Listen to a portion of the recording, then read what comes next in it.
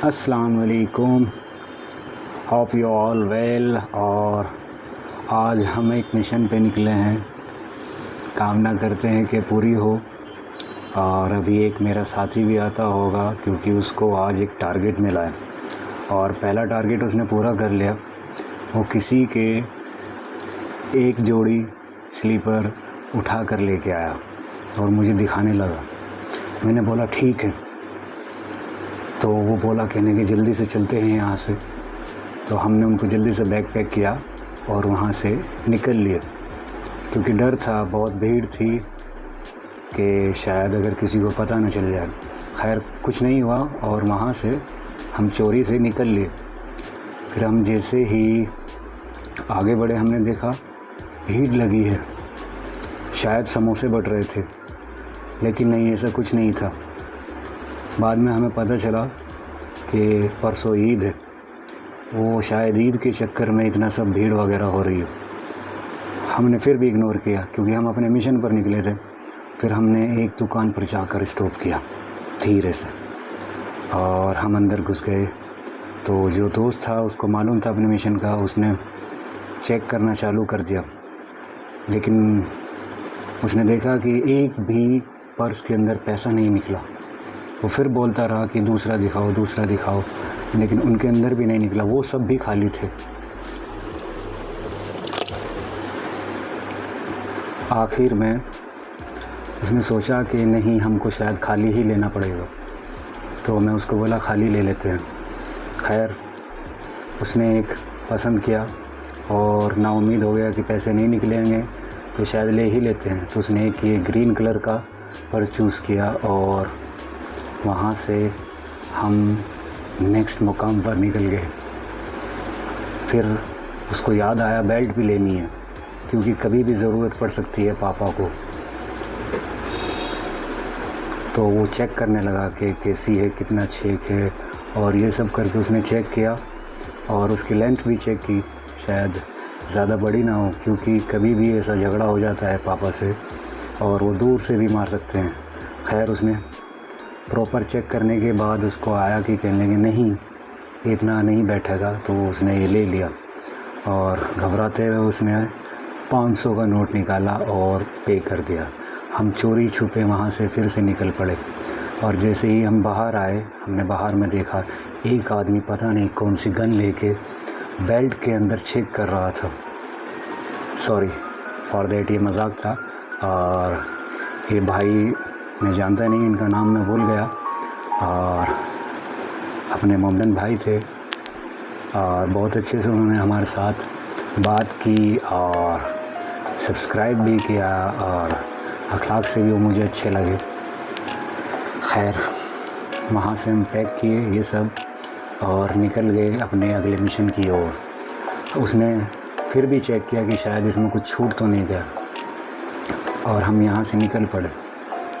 और ये फिर जाते जाते किसी और शॉप पर चला गया। इसने नहीं बताया इसको कुछ और भी चाहिए। वहाँ देखा इसने ज़्यादा भीड़ है, शायद कुछ भी लफड़ा हो सकता है, तो ये वहाँ से स्लीपर लेके निकल पड़ा और मुझे बताने लगा कि ये मैं अपने लिए मार के लेके आया।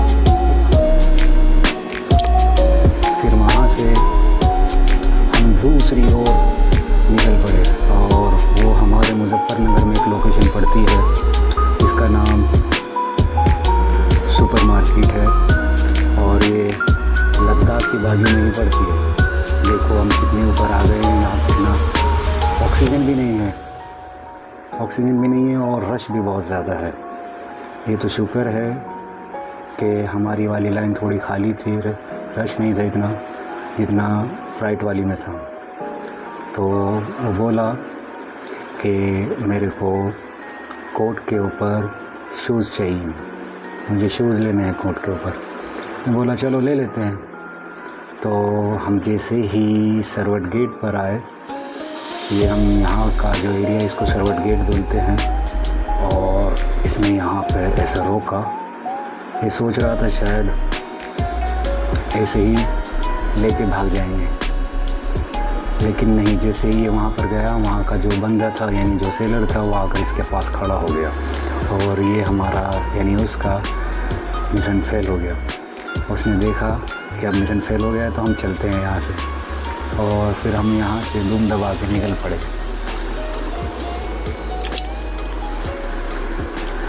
अब हम चलने लगे लखनऊ की ओर और हमने देखा बहुत आदमी कभी इधर जा रहे कभी उधर जा रहे हैं, पता नहीं किधर जा रहे हैं ये सब लोग।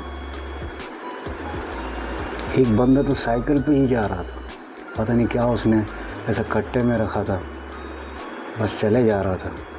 मैं इसको बोला भाई जल्दी कर, हाँ भीड़ है। तो दुकान बाजू में थी और रश बहुत ज़्यादा था, तो हम कैसे करके पहुंच गए। शॉप का नाम मुन्ना के नाम से था और जैसे हमने देखा कि वहाँ पर 2-3 बंदे खड़े हैं और एक बंदा आ गया हम, और ये कान में बोलता है, इसको पता नहीं क्या बोलता है। जैसे ही कान में बोलता है उनकी आपस में लड़ाई होने लगती है। मैं इसको बोला था कुछ ऐसा कुछ नहीं बोलना कि आपस में लड़ पड़े, लेकिन नहीं, ये माना नहीं और अंदर ही अंदर मन में हंसने लगा। ये अच्छा नहीं किया इसने, मैं जानता था और ये भूल गया था कि हम मिशन पर हैं। खैर कोई बात नहीं, अभी हमको जाना था बहुत दूर, तो इसलिए कपड़े भी लेने थे और वो भाई हमारे ऊपर ध्यान ही नहीं दे रहा है। जब से उसकी लड़ाई हुई वो ध्यान ही नहीं। खैर वो किसी तरह का टाइम निकाल के और हमारे पास पैंट लेके आया और ऐसे ही फेंक के चला गया। बोलता है चूज़ कर लो। मैं इसको आइडिया दिया और वो मेरा आइडिया नहीं लिया, वो अपनी ही मर्ज़ी करता रहा और उसने एक ये ब्लू पैंट अपनी फेवरेट बना ली। अभी बारी थी इनके ऊपर शर्ट को लेने की। मुझे पता था ये दिमाग खाएगा, मैं फिर भी नहीं कुछ बोला और फिर उस बंदे ने एक और पैंट ऐड कर दी। यानी अभी एक के ऊपर हमें शर्ट नहीं मिली, उसने दूसरी ला के रख दी और ये फिर मेरे को बोलता है कि हाशिम भाई मेरे को इसके ऊपर भी कोई शर्ट लेना है। फिर एक और ला के रख दी, फिर बोलता है इसके ऊपर भी लेनी है। मैं बोला भाई ले ले तू। तो वो ऐसा फ़ोल्ड किया और फोल्ड करने के बाद हम शर्ट का इंतज़ार करने लगे। खैर एक शर्ट लेके आया और एक पसंद किया, फिर एक और पसंद किया। हमने 2 जोड़ी पूरा कंप्लीट कर लिया था और हमने थैले में कराया, उसने स्लोली थैले में किया और इस साइड से भागने का रास्ता दिख रहा था, लेकिन नहीं, मैं इसको बोला आँख मारा, नहीं ऐसा नहीं होता भाई, कोई भी अपने ऊपर जूते बरसा सकता है। वो और हमारे पास ही खड़ा हो गया। फिर वो एक और लेके आया, तो ये साइड से निकलने की कोशिश कर रहा था। मैंने गिना कि उसमें 5-6 कपड़े हो गए हैं। अभी शायद भागने का मौका अच्छा है, लेकिन हम भागे नहीं, दिल बड़ा है ना। तो वो बंदा आया और एक जोड़ी और ले गया, बोलता ये तुम्हारे लिए गिफ्ट है। और अभी हमारा जो भाई था जिसने ये सब ख़रीदे थे वो उनको पैसे देने लगा और माल तो था कम से कम तकरीबन 15-20 हज़ार का और उसने सीधा 2,000 थमा दिए।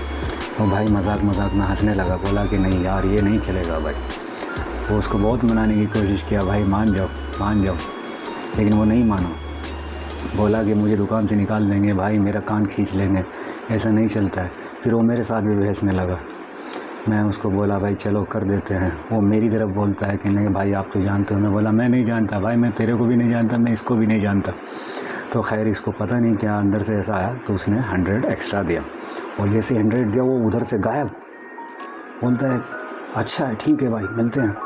और फिर हम वहाँ से निकले। हमने देखा कि पूरा मार्केट में पूरा भीड़ लगा है, कोई नंगा खड़ा है, कोई कैसे खड़ा है पता नहीं, बस कोई इधर जा रहा है कोई उधर जा रहा है। इनसे कोई पूछे भाई क्या बात हो गई। तो खैर हम जल्दी करके वहाँ से निकले और हम चल दिए अपने घर की ओर जो कानपुर में पड़ता है। हमने देखा कि पूरा ऐसा रास्ता रोक के खड़े हैं, शायद कुछ मीटिंग थी उनकी। और एक बंदा था, पता नहीं क्या नाम था उसका, मैं भूल गया, वो ऐसा बीच में बाइक रोक के खड़ा होकर चला गया। शायद कोई बॉस था दिल्ली से, केजरीवाल का। तो हमने भी वेट किया, हम नहीं बोले कुछ, बोले भाई मोदी सरकार ऐसा नहीं कर सकते। तो हम वेट करते रहे और वेट ही करते रहे। आखिर में कुछ देर बाद ये बंदा आया और हंसता हुआ, ऐसे जैसे इस पर कोई फ़र्क ही ना पड़ा हो। इसने बहुत देर से रास्ता रोका हुआ था और वो निकल के चला गया। फिर हमें राहत की सांस मिली, बहुत आदमियों को शायद राहत की सांस मिली, और हम निकल पड़े अपने घर की ओर। रश बहुत ज़्यादा था, फिर से बता रहा हूँ, आप भी ट्राई कीजिएगा, आप भी ट्राई करना कि रश में चलने का मज़ा ही कुछ और होता है। एक एक दो दो ईंट कैसे पार करनी पड़ती है, मीटर नहीं, एक एक दो ईंट। तो यही था आज का व्लॉग, और ये शॉपिंग थी थोड़ी सी दोस्त की, और मैं एज ए हेल्पर जो कि मैं उसका बना था। बोल तो और भी रहा था कि वो और कुछ भी उसको लेना है, मैं मना किया। तब जाके मेरा जो है क्या बोलते हैं, गले के अंदर सांस आया, क्योंकि गला बहुत सूखा था, भीड़ बहुत ज़्यादा थी। और खैर अल्हम्दुलिल्लाह हम वहाँ से निकले और चलने लगे अपनी नल की तरफ। मैं उसको बोला कि वहाँ पर नल है, वहीं पर रोकना सीधा।